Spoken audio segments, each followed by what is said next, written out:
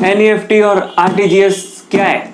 तो वैसे तो आपको हमारा अगर आप शॉर्ट्स देखे आए तो कोई बात नहीं, वैसे भी हम जनरली वीडियो वैसे ही बनाने वाले थे, तो शॉर्ट्स तो हमने वैसे ही बनाया था, लेकिन हमारा मेन फोकस इस वीडियो पे था क्योंकि हम इस वीडियो में हमको एक्सप्लेन करने वाले हैं कि एनईएफटी आरटीजीएस क्या है। तो वैसे तो आपको मालूम ही होगा कि एनईएफटी और आरटीजीएस क्या है, लेकिन फिर भी एक न्यूज़ आई थी, हमारा काम था आपको अपडेट करना, तो हमने उसके ऊपर एक वीडियो बना लिए। तो चलिए एनईएफटी और आरटीजीएस के पहले जो बेसिक जो हेडलाइन है उसे पढ़ लेते हैं, क्या लिखा है। तो देखिए हेडलाइन कुछ ऐसी है, the reserve Bank of India RBI recently made changes in NEFT and RTGS system for foreign contribution act regulation act, मतलब एफसीआरए का लॉन्ग फॉर्म है फॉरेन कंट्रीब्यूशन रेगुलेशन, जो कि ब्रैकेट में है, और एक्ट। तो इसके रिलेटेड जो ट्रांजैक्शंस होते हैं उनसे जुड़ा ये आरबीआई है, इन्होंने एनईएफटी और आरटीजीएस से जुड़े जो कुछ माइन्यूट डिफरेंसेस है उन्हें मेंटेन किया है, या फिर उन्हें स्टैंडर्डाइज किया है, उन्हें बता सकते हैं, या कह सकते हैं कि ये एक नया रूल आया है। कुल मिला के जो भी बेसिक जानकारी हम वीडियो में देने वाले हैं, तो बने रहे हमारे साथ। तो देखिए अब एनईएफटी से जुड़ी हम बातें करते हैं कि एनईएफटी क्या है वगैरह हम बताते हैं। तो एनईएफटी, जिसका लॉन्ग फॉर्म है national electronic funds transfer, is an electronic method of transferring money online. ये तो सबको ही पता होगा कि एनईएफटी जो है वो ऑनलाइन फंड्स को ट्रांसफ़र करने के लिए इस्तेमाल की जाती है। आप इसे ऐसे समझ सकते हैं कि जो एक छोटा बच्चा है उसे हम यूपीआई कहेंगे, उनके जो पिताजी है उन्हें एनईएफटी कहेंगे, और जो उनके दादाजी है उन्हें आरटीजीएस कहेंगे। इस स्कीम से आप आसानी से समझ सकते हैं कि यूपीआई, एनईएफटी और आरटीजीएस में क्या रिश्ता है। आरटीजीएस जो है वो सबसे बड़ा पदवी का माना जाता है, उससे नीचे एनईएफटी, और अपना सबसे जो छोटा बच्चा माना जाता है, जो हर कोई आजकल इस्तेमाल करता है पेटीएम, फ़ोनपे के मतलब दायरे में, जिसे हम यूपीआई कहते हैं। तो फिलहाल हम एनईएफटी की बात कर रहे थे। तो एनईएफटी का लॉन्ग फॉर्म तो बता दिया, नेशनल इलेक्ट्रॉनिक्स फंड्स ट्रांसफ़र। ये एक बहुत ही बेसिक चीज़ है, अगर आपको ये नहीं पता है तो शायद आप बहुत ज़्यादा पीछे हैं, और अगर आपको नहीं पता है तो अच्छा है आपने वीडियो पे क्लिक किया, क्योंकि आगे हम पूरी जानकारी इसके देने ही वाले हैं। और अगर आपको पता है तो भी इस वीडियो को देखिए, क्योंकि जो अपडेट्स है वो तो हम इसमें देने ही वाले हैं। तो सेकेंड पॉइंट पे आते हैं, जो बहुत से जो इंडियन बैंक्स है वो एनईएफटी का फीचर प्रोवाइड करते हैं। और ये कैसे प्रोवाइड करते हैं एनईएफटी, तो आप इसके लिए कोई फॉर्म वगैरह नहीं भरना पड़ता है, ये जनरली आजकल ऑनलाइन ही होता है। फॉर्म से ही भर सकते थे शायद बहुत पहले, लेकिन आजकल इसे ऑनलाइन ही किया जाता है। तो कैसे, आपने इंटरनेट बैंकिंग की सुविधा होती है हमारे फ़ोन में, जो आजकल लोग मोबाइल से इंटरनेट बैंकिंग, और आजकल तो जो मोबाइल के अपने एप्लीकेशंस होते हैं, जैसे एसबीआई का योनो एप्लीकेशन हो गया, और कैनरा बैंक का कैंडी नाम से ऐप है, मुझे मालूम तो है कैंडी था शायद अभी अपडेट किया होगा, लेकिन एसबीआई का कंफर्म मालूम है कि योनो नाम से ऐप है। तो इन एप्लीकेशन में अपने एनईएफटी की सुविधा प्रोवाइड की जाती है। इसके अलावा अगर आपको ब्राउज़ करना है क्रोम पे, डेस्कटॉप वर्जन पे, या फिर लैपटॉप पे करना है, तो भी नेट बैंकिंग की सुविधा प्रोवाइड की जाती है। और नेट बैंकिंग में एक ऑप्शन एनईएफटी का ज़रूर दिया जाता है, और आरटीजीएस का भी दिया जाता है, जिसके बारे में हम आगे बात करेंगे। तो एनईएफटी की बात करते हैं, तो ये इंटरनेट बैंकिंग और मोबाइल बैंकिंग में सुविधा दी जाती है। मोबाइल बैंकिंग कुछ नहीं होता है, जो मैंने एप्लीकेशन बताया ना आपको, वही एक तरह से मोबाइल बैंकिंग है और कुछ नहीं है।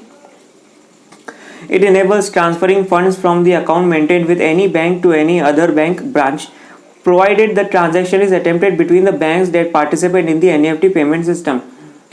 कुल मिला के ये जो एनईएफटी का दायरा है ये इतना बड़ा है कि इससे आप कितना भी फंड्स ट्रांसफ़र कर सकते हैं, बस शर्त ये है कि वो बैंक अकाउंट में ही ट्रांसफ़र होगा, किसी और तरह के अकाउंट में ट्रांसफ़र नहीं होगा, जैसे डीमैट अकाउंट्स हो गए या किसी भी दूसरे तरह के अकाउंट्स हो गए, वहाँ पे फंड्स ट्रांसफ़र नहीं किए जाने वाले।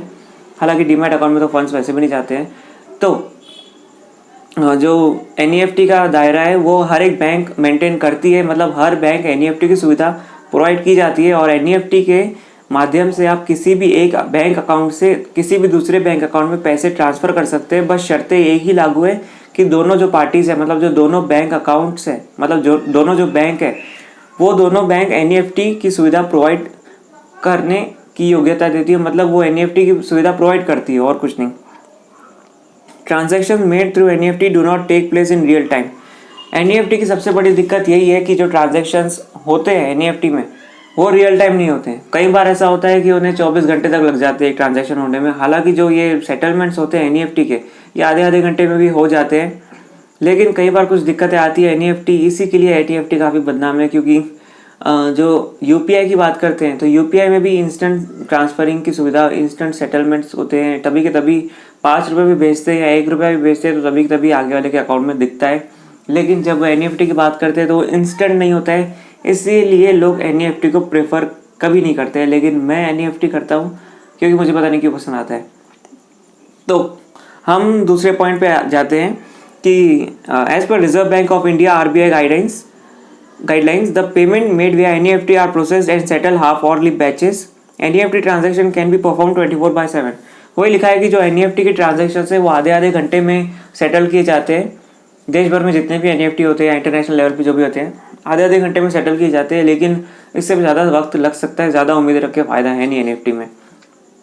और NFT की जो ट्रांजेक्शन है शुरुआती समय में तो एक हद तक, एक समय तक ही किए जाते थे, लेकिन आज के समय में 24/7 मतलब इतवार के दिन भी या शनिवार के दिन भी या गवर्नमेंट छुट्टी के दिन भी आप NFT ट्रांजैक्शन कर सकते हैं। 24/7 का अगर मतलब आपको नहीं पता होगा तो मैं बता दूं, 24/7 में 24 का मतलब है 24 घंटे, 7 का मतलब है 7 दिन। ये जनरल एक टर्म है जो इस्तेमाल किए जाते हैं ऑल टाइम एवरी टाइम के लिए। तो मतलब हफ्ते के 7 दिन आप इसे इस्तेमाल कर सकते हैं NFT को। और NFT के जो एक लिमिट है वो मिनिमम 1 रुपया है। तो 1 रुपया अगर आपको ट्रांसफ़र करना है तो आप आजकल तो UPI से ही करेंगे तो ही बेहतर होगा, लेकिन हम NFT का भी इस्तेमाल करके 1 रुपया ट्रांसफ़र कर सकते हैं। और 1 रुपया होता भी है, उससे कम नहीं होगा, करना भी मत, कोशिश मत करना। और जो इसकी मैक्स लिमिट है, मेरे ख्याल से जितना मुझे याद है पहले लिमिट थी, लेकिन अभी इसकी लिमिट अनलिमिटेड है। मतलब आप कितना पैसा ट्रांसफ़र कर सकते हैं, बस। अब इससे ज़्यादा बोलने के लिए तो है नहीं NFT में। और money transfer made through NFT does not require any additional transaction cost. तो जो NFT से ट्रांसफ़र किया जाता है मनी, पैसा, उसमें कोई एडिशनल चार्ज लगता है नहीं। तो चलिए, NFT के बारे में हमने बहुत बड़बड़ कर ली। मुझे पता है अगर आपको NFT के बारे में पता होगा तो आपको कुछ ज़्यादा नया जानने नहीं मिला होगा, लेकिन फिर भी आपके लिए एक अपडेट्स हमने प्रोवाइड कर लिए। लेकिन जिनको NFT के बारे में नहीं पता है उनके लिए हमने ये अच्छी खासी जानकारी प्रोवाइड कर दी। और भी अगर कोई सवाल है तो कमेंट पे पूछिए, हम बताते हैं और रिप्लाई ज़रूर करेंगे। और अगर बहुत ज़्यादा कमेंट्स आ भी गई नसीब से तो हम स्पेशल वीडियो बना देंगे यार। तो चलिए हम RTGS पे मुड़ते हैं। RTGS क्या है?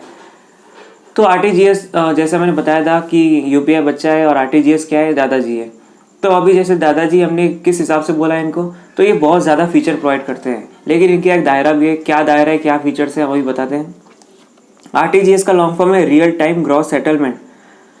Is a payment mode where the money is transferred from one bank account to the other bank in real time without any delay। तो देखिए RTGS को दादाजी क्यों कहा गया है, क्योंकि RTGS एक इंस्टेंट सेटलमेंट के साथ, मतलब आप सुबह 10:25 पे अगर फंड्स ट्रांसफ़र करते हैं तो 10:25 पे ही दूसरे बैंक अकाउंट में वो फंड्स दिखने लगेंगे। कोई डिले नहीं होगा, कुछ दिक्कत नहीं आएगी, इंस्टेंट सेटल हो जाते हैं। जैसे आप UPI का इस्तेमाल करते हैं, बिल्कुल वैसे ही फंड्स को तभी के तभी ट्रांसफ़र कर दिया जाता है RTGS में। अब इसमें मेन दिक्कत ऐसी है कि जो RTGS है, जैसे NEFT की जो मिनिमम रिक्वायरमेंट है वो है 1 रुपया और मैक्स तो अनलिमिटेड है। बाकी जो RTGS है उसमें मैं आपको ये जो गौर करने वाला मुद्दा है, उसमें मिनिमम 2 लाख होना ही, मतलब आपके पास 2 लाख है तो ही आप RTGS का सुख ले सकते हैं, नहीं तो NEFT पे जाके ही मुँह मारो। RTGS आपकी लायकी का नहीं है और it is most use for transactions of high value. तो ये तो बेसिक चीज़ है।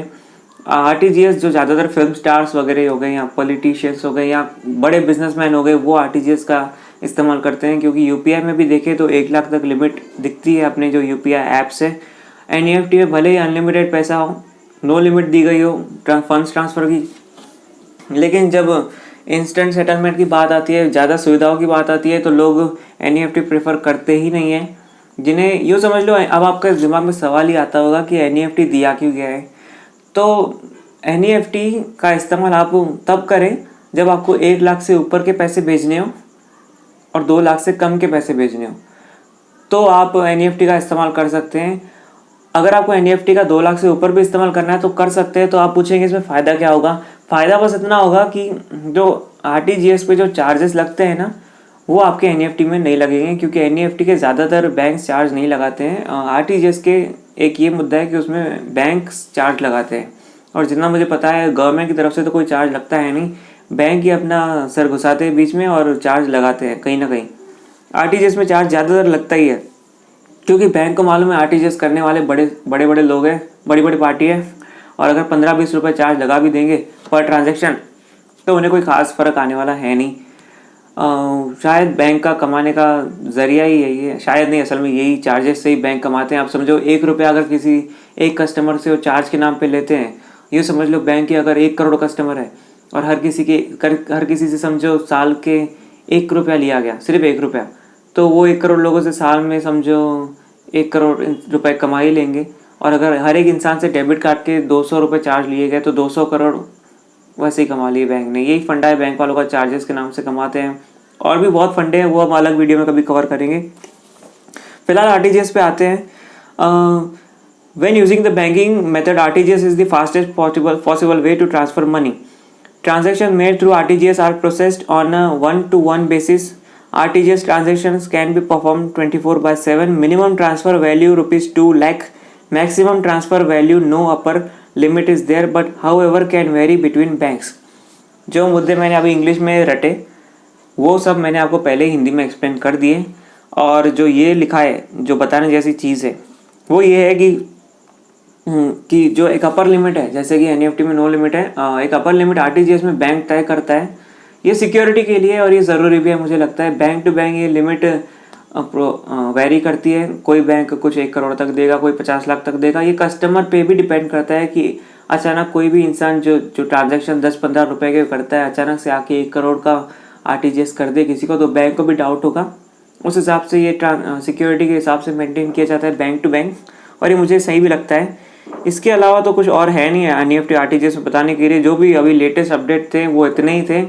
बहुत से लोग सेटिस्फाइड नहीं होंगे, वो कहेंगे मुझे पता था, लेकिन मुझे डेफिनेटली मैं कह सकता हूँ कि आपको इसमें कुछ ऐसे छोटी छोटी बातें होंगी जो आपको नहीं पता होगा। जैसे एनईएफटी की अपर लिमिट, मुझे ऐसे ठीक से तो याद नहीं है, लेकिन जितना पहले था एनईएफटी का एक लिमिट थी 2 लाख तक। अब एनईएफटी को शायद बढ़ा दिया गया है, अब लिमिट अनलिमिटेड कर दी गई है। लेकिन एनईएफटी में मेरे ख्याल से अनलिमिटेड कोई करेगा नहीं, आरटीजीएस पे मुड़ेंगे लोग, क्योंकि लोगों को इंस्टेंट सेटलमेंट से भले उसके थोड़े से चार्ज देने पड़ जाए। तो यही था आज का वीडियो। इसके अलावा अगर आपको कोई जानकारी होना तो ज़रूर कमेंट कीजिए, हम ज़रूर आपको जानकारी देंगे और सारी सही स्पष्टीकरण के साथ हर एक कमेंट को रिप्लाई भी करेंगे। और अगर आपको बहुत सारे इन्फॉर्मेशन एडिशनल होना तो नीचे टॉपिक्स कमेंट कीजिए, हम टॉपिक्स पे वीडियो बना देंगे। बाकी हमारे साथ बने रहने के लिए, एनईएफटी और आरटीजीएस का इस जो विवरण हमने दिया इसको सुनने के लिए बहुत बहुत धन्यवाद। थैंक यू वेरी मच हमारे वीडियो को देखने के लिए।